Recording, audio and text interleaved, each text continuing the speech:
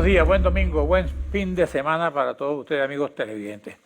Hace poco se cumplieron 100 años de la muerte de el santo de los pobres, como lo llamamos o conocemos, José Gregorio Hernández. A pesar de todo lo que sus fervientes defensores, sus amigos, todo lo que significa la admiración por este doctor médico en su época, todavía la causa de José Gregorio para santificación no ha sido decretada o no ha sido aceptada por el Vaticano. ¿Qué ha pasado ahí? Usted que ha sido biógrafo de José Gregorio, doctor Alfredo Gómez. Muchas gracias por la invitación, señor Carlos. Bueno, sí, ha habido problemas desde que empezó la causa, que fue en el año de 1949.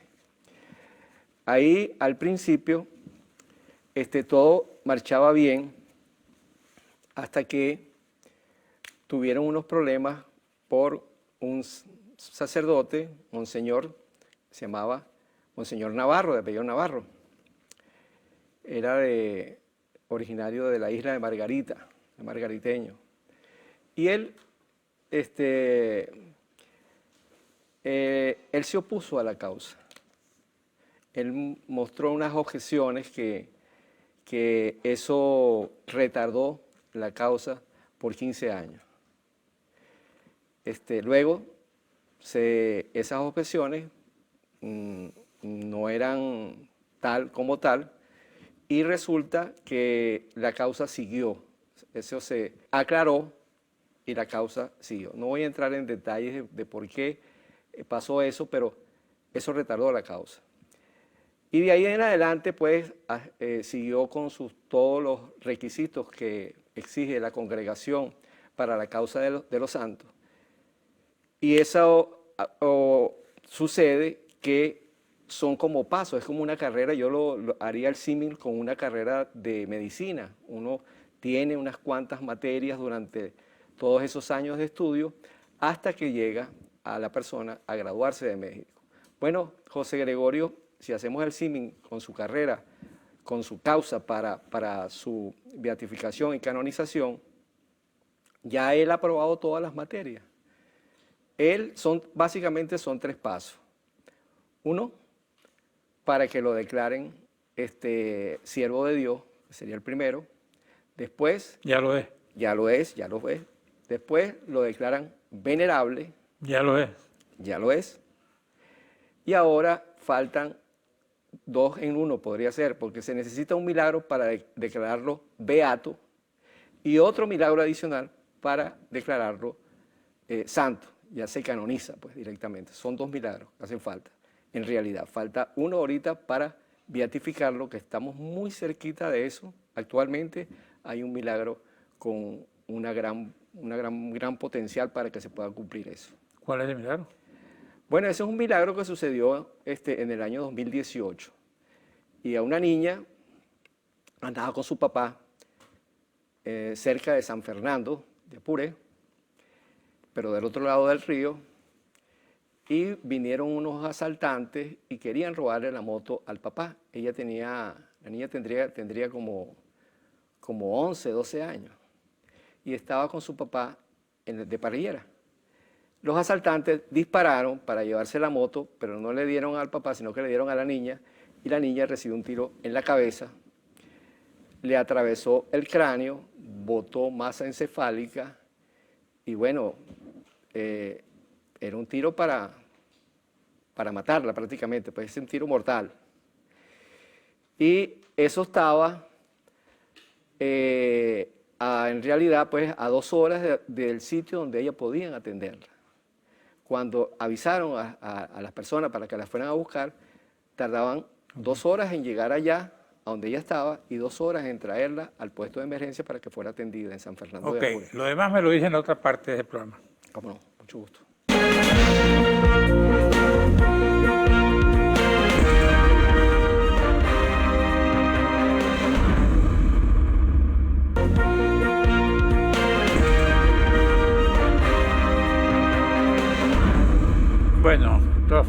biógrafo de José Gregorio Hernández. Adelante, sigue Sí, con... le contaba entonces que la niña estaba en un sitio lejos para que la pudieran atender después de este disparo, que era muy feo, pues era bastante terrible para ella, y tardaron 4 horas en atenderla, porque eran 2 horas ir a buscar y 2 horas para regresar y llevarla al puesto de emergencia. Ahí los padres y su mamá, pues, estaba rezando mucho y pidiéndole a José Gregorio Hernández para que su hija se salvara. Los médicos al verla y llegó con vida al hospital, pues, porque aparentemente el diagnóstico era que la niña se le iba a morir en el camino, estaba muy grave. Ella llega con vida, la madre se arrodilla, empieza a rezar y siente que le tocan en el hombro y se voltea y ve a José Gregorio y le dice, no te preocupes que tu hija se va a salvar. En esa desesperación de haber rezado, al día siguiente la niña se para, los médicos le habían dicho que no tenía un buen pronóstico y la niña se para y se sana completamente, como si no le hubiera pasado absolutamente nada, no malogró ningún órgano vital, estuvo perfecta pues, perfecta totalmente. ¿Y dónde está la niña? Ella está allá en San Fernando, pues ahí cerca. Y hay testimonio de eso, además del papá. Sí, sí, hay testimonio. Se hizo un estudio desde el 2018, se empezaron a reunir pruebas, declaraciones, se preparó un expediente bastante largo que el cardenal se lo llevó ya al Vaticano y está en estudio. Aparentemente todas las instancias donde tenía que pasar en Roma, la parte teológica y la parte científica por los médicos, aparentemente han aprobado, pero aún no sabemos, no ha habido una declaración oficial, pero ya las partes de análisis están terminadas. Usted que es un estudioso de eso, además de lo de la niña, ¿qué otro milagro se le puede atribuir a José Gregorio en el más reciente pasado? Bueno, hay un milagro no muy reciente, yo lo cuento mucho porque me parece muy interesante, que se refiere, José Gregorio estaba vivo. Vamos a hablar del año 1917. Había una señora que José Gregorio conocía y conocía a su familia y estaba en el Hospital Vargas, la estaban atendiendo porque tenía apendicitis, según los médicos que estaban en ese momento le habían diagnosticado así. Pero José Gregorio no la había visto. Cuando José Gregorio llega, porque eran conocidos, le dice, la ve y José Gregorio le dice, mire, sí tienes apendicitis y hay que operarte. Entonces ella le dice, pero José Gregorio, yo no me quiero operar, no quiero operarme. Por favor, haz todo lo que tú quieras, pero yo no me quiero operar. 1917, apendicitis, que el tratamiento siempre era cirugía, pues. Entonces le dice él, bueno, mija, no te preocupes, que no te vas a operar. Yo te voy a curar y no te vas a operar. Y bueno, él le recetó algo, no se sabe qué le recetó. Y la señora se salvó. Y ella declara eso, y ella no lo operaron, teniendo apendicitis. Hay personas que piensan, y yo también creo que eso fue un milagro en vida que hizo José Gregorio. A mí me parece que es así. Bueno, yo creo que es así, que fue un milagro en vida. En este momento la gente sigue creyendo en José Gregorio, Sí. y sigue depositando su fe en el venerable. Ahora, ¿cómo vivió él? ¿Dónde vivió aquí? Él vivió primero en Trujillo, en Inotú, después vino a Caracas. ¿Cómo viene él a Caracas? Bueno, cuando él empieza a estudiar en el colegio, ahí en Isnotú, el profesor se da cuenta de que era un niño muy excepcional, porque era un niño muy inteligente. Y el profesor, que había sido marino mercante y se había radicado ahí a la docencia en Isnotú, le dice a su papá, mire, yo le aconsejo que mande a estudiar a este niño a Caracas, porque ya yo no tengo más nada que enseñarle. Y entonces, a través de unos amigos de la familia y del papá, que eran unos generales en aquella época y ocupaban un puesto en el gobierno, lo acompañan y hacen un viaje desde allá de Isnotú a Caracas. Es un viaje que se hacía por vía marítima. Se iba a Maracaibo, de ahí se agarraba un vaporcito, después iba a Curazao, después iba a Puerto Cabello y al fin llegaba a La Guaira. Era un viaje que duraba aproximadamente unos 6 días. Lo trajeron a Caracas, tenía 11, 12 años, y lo inscriben en el Colegio Villegas. Estaba regentado por el doctor Villegas y su esposa. Eran los que llevaban ese colegio. Ahí él hace el bachillerato, él se graduó ahí de bachiller en filosofía, y luego entra a la Universidad Central y se graduó en el año de 1888, un 29 de junio, que el día en que... De 1880. De 1888, él se gradúa de médico y se gradúa un 29 de junio, una gran casualidad porque el día de su muerte él estaba cumpliendo años de graduado como médico, pero 31 años, estaba cumpliendo 31 años de graduado en ese momento. ¿Y él cómo vivió en Caracas? Bueno, al principio primero vivió en el colegio porque estaba interno, en el Colegio Villegas. Después, ya estando en la universidad, él alquila una habitación y ahí empieza a vivir. Él manda a traer a sus hermanos que viven con él y en esa casa había, por casualidad, el señor era sastre. Él aprende el oficio de sastre viéndolo porque le gustaba pues, todas las cosas. Él quería siempre aprender. Es más, una vez le preguntan a José Gregorio que qué era lo que él más temía. Y él dijo, bueno, lo que yo más temo es la ignorancia. Él siempre estaba aprendiendo, siempre le gustaba. Y las clases de él en la universidad eran muy buenas, tan buenas que habían alumnos de otras carreras, de otras facultades, y iban a escuchar las clases de José Gregorio Hernández porque eran muy didácticas y la gente salía muy contenta porque parecía una enciclopedia pues, de sus conocimientos. Bueno, vamos a un receso, regresamos para seguir hablando. Está muy interesante su relato.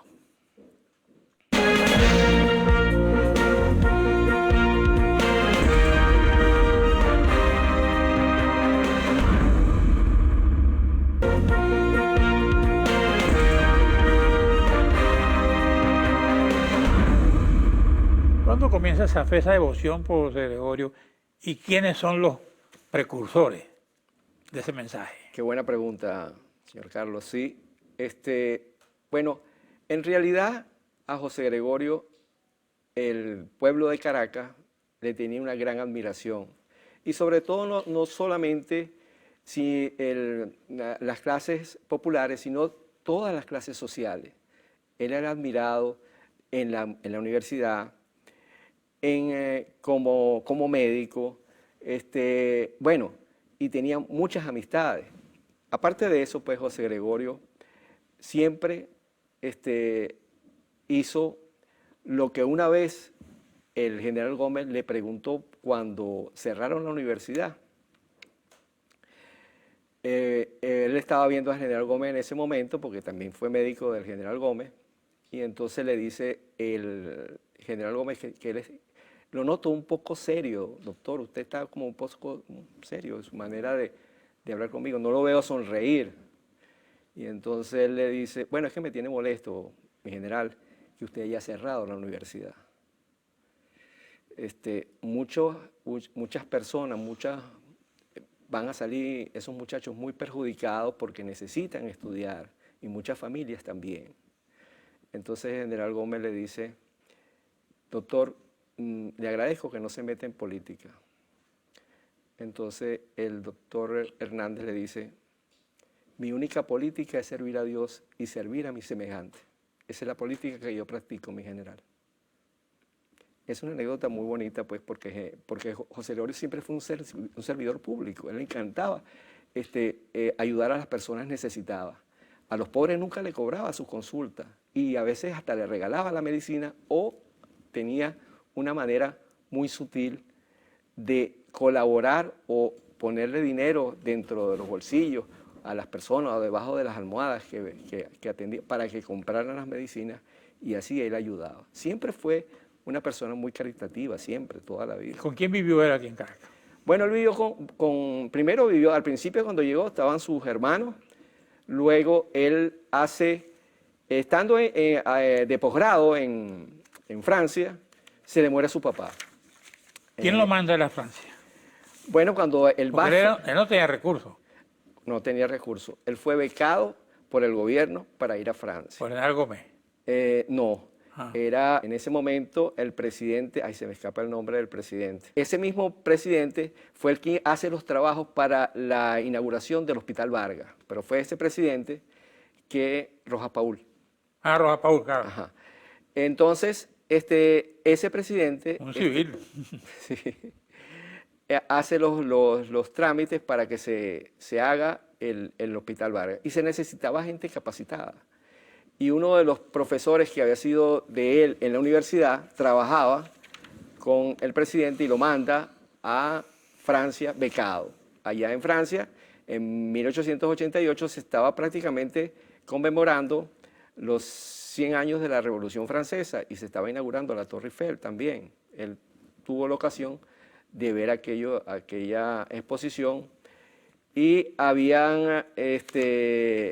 en esa ocasión, pues, allá compra un violín también, y porque le encantaba la música, también tocaba muy bien piano, hablaba 5 idiomas.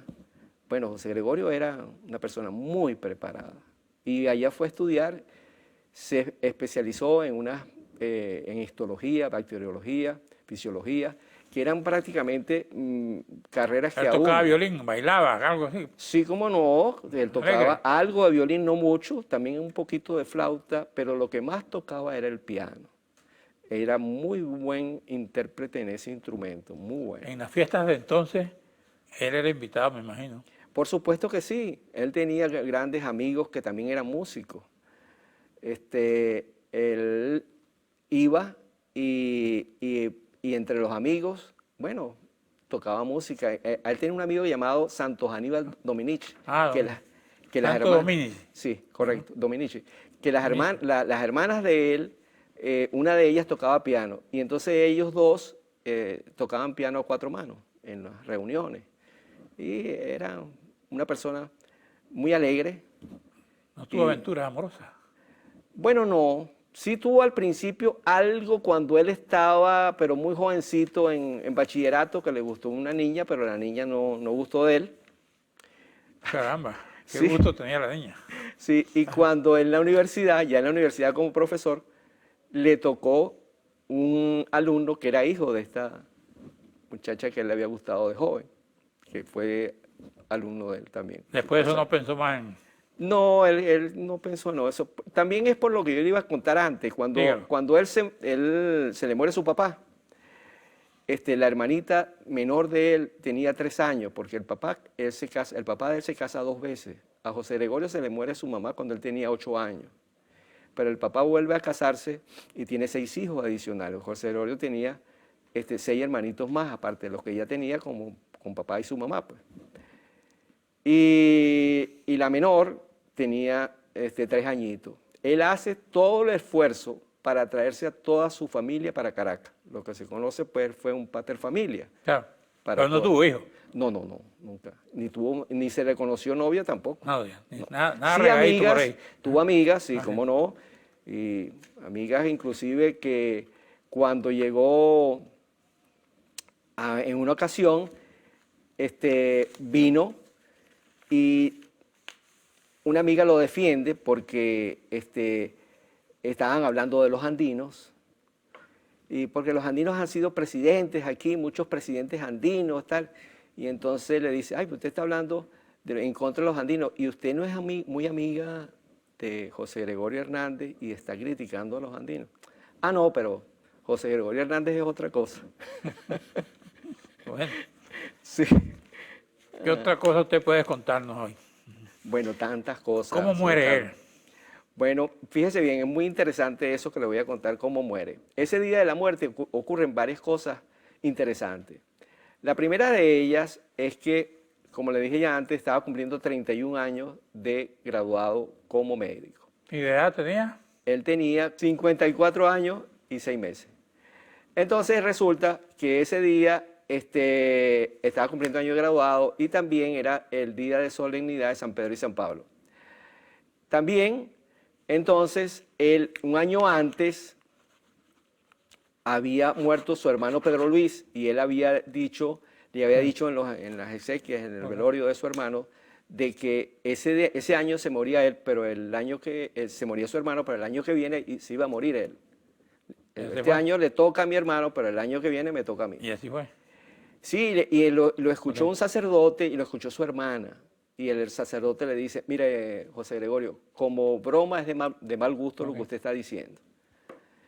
Y entonces, él dice, bueno, será de mal gusto, pero ya se verá. Pero él murió atropellado por Él muere atropellado por un vehículo. En la esquina de Amadores. De Amadores. Sí. Como usted sabe, en ese sitio, las calles son angostas, las aceras son altas. Y en ese momento se estaba parando el tranvía, pero a él le avisan, él estaba comprando una medicina para una persona que estaba enferma. Bueno. Y le avisan y entonces él quería salir rápido porque le habían avisado que también un niño lo tenía que atender. Entonces tenía prisa. El tranvía se está deteniendo y por la parte de atrás viene el carro. El ruido que hace el tranvía opaca el ruido del carro y resulta que entonces él no lo ve, se atraviesa y el carro lo golpea. Estamos terminando el programa, él llegó al hospital y ahí murió. Sí, él muere en el hospital, correcto. No tenía salvación. No, era un golpe era un golpe que no podía hacer un golpe ya. No pudo hacer milagro en ese momento. No. Pues la niña sí, para que tú veas. No pudo. Bueno, muchas gracias, doctor. No, gracias a ustedes. Muy interesante. Muchas gracias a ustedes, amigos televidentes. En la próxima parte voy a conversar con Fray Luis Antonio Salazar, párroco de la iglesia Chinquinquirá.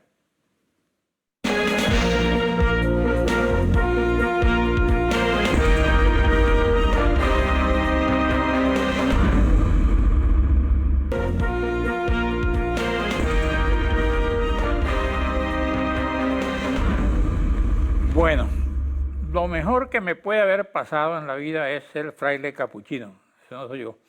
Lo dice el señor fraile Luis Antonio Salazar, sacerdote, párroco de la iglesia Chiquinquirá. De Caracas. De Caracas, claro, porque en el Zulia hay una. En el Zulia hay una. Que era famosa, la chinita. La basílica. La basílica, ajá. ¿Por qué usted dice esto? Lo mejor que me pudo haber pasado en la vida es ser fraile capuchino porque fue donde encontré la plenitud de mi ser. Fue donde encontré la realización de mi vida. Entonces por eso tuvo que haber sido lo mejor que me pudo haber pasado en la vida. ¿Sus padres lo inclinaron? Ciertamente en mi casa es una casa católica, de practicante, mas nunca me dijeron tienes que ser cura o tienes que ser fraile. Jamás me dijeron eso. Me respetaron la idea, sí. ¿Por qué usted quiso ser cura? Tuvo que haber sido un llamado de Dios obligatoriamente, porque yo no quería ser cura. O sea, en realidad yo quería ser arquitecto, médico, comunicador social, pero me di cuenta que siendo fraile capuchino y sacerdote, puedo ser arquitecto de la iglesia, al buen estilo de San Francisco de Asís, puedo ser médico de las almas y comunicar el evangelio. Caramba. Tengo todo entonces. Me parece. Aquí veo que dice, redes sociales son un nuevo púlpito para la iglesia, afirma fraile venezolano. Ese mismo soy yo. ¿Qué pasa? Vos sabés que hubo gente que me dijo que púlpito, un pulpo pequeño, ¿no? Y yo, no, vean el acento, ¿no? Pues no púlpito es el lugar donde predica el sacerdote, ¿no? No pulpito. No pulpito, sino púlpito, donde predica el sacerdote. Y creo que esta es la nueva herramienta que tenemos que utilizar para llegar a más personas en lo que es como nosotros evangelizamos en la iglesia. Ahora más que nunca tenemos que utilizar todas las redes sociales, que las redes sociales que son ahorita, las nuevas redes que hay que lanzar como pescadores de hombres para buscar hombres y mujeres que se enamoren de Dios. Esa es la intención. Sí, aquí dice que Fray Luis Salazar, Antonio Salazar, es un fraile capuchino de 34 años que invita a vivir el evangelio a sus miles de seguidores en las redes sociales. ¿Tiene muchos seguidores? Sí, lo que pasa es que vivir el evangelio es mi hashtag dentro de mi red social Instagram, porque yo hago un video semanal donde explico en un minuto el evangelio del domingo de ese día. ¿ok? Entonces, bueno, yo agarro y en mi Instagram, que ahora lo van a ver aquí en los caracteres, yo edito eso y se llama así, Vivir el Evangelio. Vivir Sí, el porque Evangelio. ahí se edita videos breves. Sí, un minuto. Un minutico. En un minuto yo te explico el Evangelio que a lo mejor algún cura le tiene que echar yo mismo 5, 7 o 10 minutos, pues. Y aquí dice que el diálogo con la prensa religiosa comentó que la iniciativa de evangelizar por redes sociales fue sin lugar a duda una inspiración del Santo. Del Santo Espíritu, claro que Santo sí. Espíritu. Fue el mismo Espíritu Santo el Pero que me inspiró esto. ¿Tú sentiste algo que te decía, No, váyase es por que las redes? vos sabés que el Espíritu Santo no habla así. No habla, ¿no? No, habla a través también de la gente. Y esto fue un chamo de la parroquia que me dijo, Fray, vamos a hacer algo para mover tus redes, para evangelizar a través de tus redes. Y yo le dije que así como que, bueno, sí, vamos a hacerlo, pues. Y de repente vamos a hacerlo, se llamó Vivir el Evangelio, grabamos con un celular, mal audio, mala luz. Pero después esto fue que a todo el mundo le gustó y empezó a pasarse de boca en boca y ahora es lo que tenemos ahorita de Vivir el Evangelio. ¿Y cuál es el mensaje que tú impartes a diario ahí? Lo pongo semanal, es un mensaje semanal. Sí, solo los domingos, lo pongo el sábado en la tarde, porque es el Evangelio del domingo explicado solamente en un minuto. Y entonces explico el Evangelio y aplico el Evangelio en un minuto. Trato de hacerlo lo más breve posible y uso para eso algunos efectos especiales, efectos de video, para que sea más visual, más llamativo. Pues sabe que ahora estamos en la cultura de lo visual. Claro. Entonces hay que enganchar, hay que hacer un engagement con los jóvenes de ahora, que eso es algo corto, algo preciso y algo que se mueva, algo que sea rápido y que me quede el mensaje. Ajá. Un fraile capuchino, ¿qué piensa de la iglesia en este momento? La iglesia en este momento en el mundo es una iglesia que está muy vista, está muy así como que sobre la lupa, ¿no? O bajo la lupa. Pero en Venezuela actualmente somos la institución con mayor credibilidad a nivel de toda Venezuela y estamos jugando un papel importantísimo para darle mayores valores a Venezuela e impulsar al venezolano a buscar algo mejor porque nos merecemos algo mejor. Creo que esa es la labor de la iglesia, inspirar esperanza, sobre todo eso. La iglesia ahorita, no solamente yo como sacerdote, sino también como cualquier otro cristiano, tenemos que inspirar entusiasmo. ¿Usted sabe cuál es el significado de la palabra entusiasmo? Ajá, ¿sí? En griego, la palabra entusiasmo significa entheos, tener a Dios por dentro. Eso quiere decir que nosotros tenemos que hacerle caer conciencia a la gente de que tenemos a Dios por dentro y que con Él podemos echar para adelante y que tenemos que mover la esperanza de la gente porque eso es lo que necesita ahorita, mover la esperanza a como de lugar. Y ese papel lo está cumpliendo la iglesia en este momento, su iglesia en este momento. Sí, no por los capuchinos, supuesto. los demás. Sí, claro que sí, lo estamos haciendo. No solamente yo, lo estamos haciendo una cantidad de sacerdotes, de religiosas, que estamos animando a la gente y llevando a la gente a caer con la certeza verdadera que tenemos esperanza para algo mejor. El mensaje del cardenal coincide con el de ustedes. Sin lugar a duda. Yo voy de la mano con la iglesia y de la mano con la conferencia episcopal. Así, Sí. no es rebelde. No, vale. Mire, yo he aprendido que el que obedece nunca se equivoca. ¿Sí? El que obedece nunca se equivoca y entonces yo soy obediente a lo que dice la iglesia. Yo amo a la Santa Madre Iglesia y a las directrices que me da. ¿Qué piensa Monseñor Urosa? Monseñor Urosa, sabes que Monseñor Urosa ya está retirado. Sí, yo sé por eso. Pero Monseñor Urosa, pues tengo una relación muy cercana con él porque venía a la casa y a cada rato quería hacer alguna actividad y de verdad que un apoyo y un cariño muy cercano, muy fraterno, muy de pastor. ¿Conociste a Monseñor Líquer? Después medio maracucho, ¿no? Sí, yo conocí a Monseñor Líquer, pero no fue una relación tan cercana. Lo conocí en una misa, fue saludarlo y ya, pero no hubo una relación cercana, pues. ¿Y por qué? Porque Era muy abierto a la relación. Sí, claro, pero lo que pasa es que vos sabés que él vive en Coro y pues yo me he estado moviendo por el mismo hecho de que la orden nos mueve, Machique, Ciudad Bolívar, Caracas, etcétera, distintas partes del Tamacuro, Gran Sabana, entonces no hemos tenido esa relación tan cercana, pero le tengo mucho aprecio y mucho respeto a Monseñor Líquer. Bueno, dice, de modelo a cura, el sacerdote venezolano que predica el estilo milenial. Millennial. Sí, millennial. Sí, ciertamente. En las redes sociales. Sí, eso de modelo, pues gracias por el cumplido, pero en realidad nunca incursioné. Tengo la estatura, pero nunca incursioné en este mundo. Pero gracias por el halago y por el piropo. Sí, bueno, aquí hay ese proyecto de ollas milagrosas, aquí no estás metido tú, ¿no? Ajá, sí. ¿Eh? Claro, la olla milagrosa ¿Era qué? es la obra de caridad que llevamos en la parroquia de la Chiquinquirá. Ah, ya. Sí, sí, ¿Y y en le qué damos de consiste? comer alrededor de 600 personas semanales. ¿De dónde viene la comida? La comida ¿Dónde la viene consiguen? claro, es un milagro, por eso es que es un milagro la Sí. olla milagrosa. Así. La conseguimos es gracias a lo que la misma gente que va para la misa dona y regala. Ah, Es por eso que nosotros somos capaces de llevar la olla milagrosa y alimentar hasta 600 personas semanalmente con pasta, arroz con pollo, sopa, lo que podamos dar, pues. y siempre hay comida. Siempre hay, porque siempre hay esperanza. De manera que si lo dices, a la próxima semana va a tener a todo Caracas buscando la olla. Bienvenidos serán y Dios proveerá. Bueno, vamos a un receso, regresamos con nuestro invitado.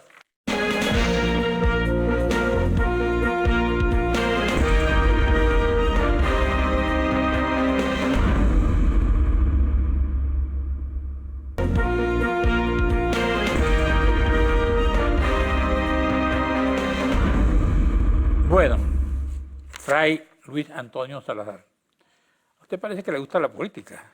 Mira, no me gusta la política. Yo creo que si me hubiese gustado la política no hubiese sido cura. Pero puede ser cura y ser político. No, Hay no curas se puede. políticos. No, hijo. Una cosa, eso es ser ignorante.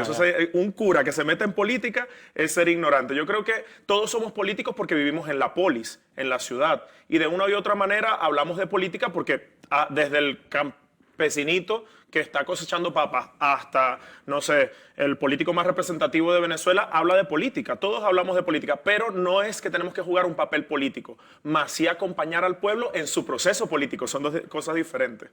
Ajá, y en este momento, ¿dónde está la obra de Fraile en materia de acompañamiento del pueblo? Pues estoy con el pueblo, porque la Conferencia Episcopal Venezolana le dijo a los sacerdotes que acompañásemos al pueblo y que estuviésemos con ellos. Yo estoy con el pueblo desde el punto de vista político en sus alegrías y en sus penas. Si tengo que salir con el pueblo, pues saldré con él. Si tengo que llorar con el pueblo, lloraré con él. Y si tengo que alegrarme y celebrar con el pueblo, porque también tenemos cosas que celebrar con el pueblo, celebraremos también. ¿Has participado en manifestaciones? Sí, he participado en manifestaciones con el pueblo. ¿Ah, sí? ¿Has gritado mucho? Sí, he tragado bastantes bombas lacrimógenas y me han tirado perdigonazos. ¿No te gustó? Y no me gustó. Y también vi morir a un joven en las protestas. ¿Cómo fue eso? Fue cuando estaba en Ciudad Bolívar. Fue cuando fue asesinado Augusto Puga en Ciudad Bolívar y tuve además que acompañarlo en el Hospital Ruiz y Páez, luego acompañar a su mamá también en ese momento doloroso y tuve que hacer la exequia de Augusto Puga. Bueno, ¿no has tenido problemas por estarte metiendo en política? Creo que he mantenido mi postura y he sido coherente con mi discurso y la gente se da cuenta de eso también. La gente se da cuenta cuando hay un discurso barato o cuando yo es algo sincero y de corazón. ¿De qué otra cosa nos puedes hablar hoy aquí? Mira, hoy quisiera compartir también con ustedes el trabajo que tenemos en la parroquia Chiquinquirá, no solamente con la olla milagrosa, sino también con Remedio entre Todos, el ropero y el kilo de amor. Son varias obras de caridad. Dice Jesucristo en la Biblia de que por sus obras los reconocerán. Entonces, a mí me pueden reconocer, a lo mejor no tanto por mis palabras, pero sí por mis obras. Y dentro de esas obras tenemos Remedio entre Todos, que es regalar algún medicamento a aquella persona que lo necesite, desde lo que tengamos. También tenemos el ropero, damos alguna ropa a las personas en situación de calle o pobreza extrema. Y también tenemos el kilo de amor, que son unas personas que tenemos censadas, a las que le damos 1 kilo de comida, dependiendo de lo que tengamos para resolverle el día. Son algunas de las obras, además que ayudamos también en el barrio Chapellín a un preescolar y damos alimentación a niños en estado de desnutrición y a ancianos también. Son obras que de verdad las llevo no yo, sino que las llevamos como iglesia. Los frailes capuchinos, de la mano con la iglesia, podemos hacer estas obras de caridad en ayuda y pro de la iglesia. ¿Y qué dice la gente contigo que te acompaña? Pues ¿Qué dice la gente del pueblo? Hay gente que le contenta, que le gusta y que lo agradece y me apoya incondicionalmente. Hay algún grupito de gente pequeña que a lo mejor no le gusta, no le parece mi manera, mi forma, pero mira, ni Jesucristo le cayó bien a todo el mundo. O sea, Jesucristo también tenía detractores. Y si yo propongo vivir el evangelio, pues me toca en algún momento a algunos detractores que no les gusta mi manera, mi forma de llegar a la En gente. la propia iglesia hay detractores. Sí, en la propia iglesia hay detractores. ¿No tenía Jesucristo detractores dentro de los apóstoles? Por pero- ejemplo, Judas Iscariote. No te preocupas. No, lo asumo con tranquilidad, ¿sabéis? Tipo tranquilo, tipo relax, cero rollo, cero estrés. Es parte del vivir. ¿Desde como cuándo no sacerdote. vas a Maracaibo? Desde febrero de este año. ¿Qué Desde viste febrero. en Maracaibo? Vi un pueblo que está atravesando mucha necesidad. Ya siguen parte de mi familia, siguen mis primos, mis tíos, de parte de mi mamá, la familia Meléndez, algunos Salazar también. Y vi mucho dolor, mucha tristeza y desidia. No hay unos buenos servicios a nivel eléctrico, a nivel de agua, no hay comida. Es una realidad bien dura, tanto que tuve que por eso traerme a mis pobres viejitos para la capital porque ya no vivían, sobrevivían. ¿Sí? Sí. Ahora, ¿cómo ves el país en general? La crisis, que dice, ¿hay crisis en el país para ti? Hay crisis desde todo punto de vista. Sobre todo creo que tenemos una crisis de valores, ¿saben? De pana. A mí me parece que la mayor crisis que podemos tener en Venezuela es la crisis de valores. Y tenemos que por eso reeducarnos en valores en Venezuela. Como, por ejemplo, tenemos que quitarnos el bendito cáncer del palanquismo. Eso es una de las cosas que, Dios mío, tenemos que luchar para quitarnos ese bendito palanquismo. Déjame a mí, ponme a mí, ese facilismo. Eso, la trampa que a veces tenemos, la impuntualidad, la incoherencia, la corrupción, todos esos antivalores tenemos que ir mermándolos desde la base, desde la familia y la educación. ¿Tú te consideras opositor? ¿Te consideras oficialista? ¿Te consideras neutral? ¿Cómo te defines en un momento dado? Fuera del sacerdocio. Me considero fraile, que es hermano.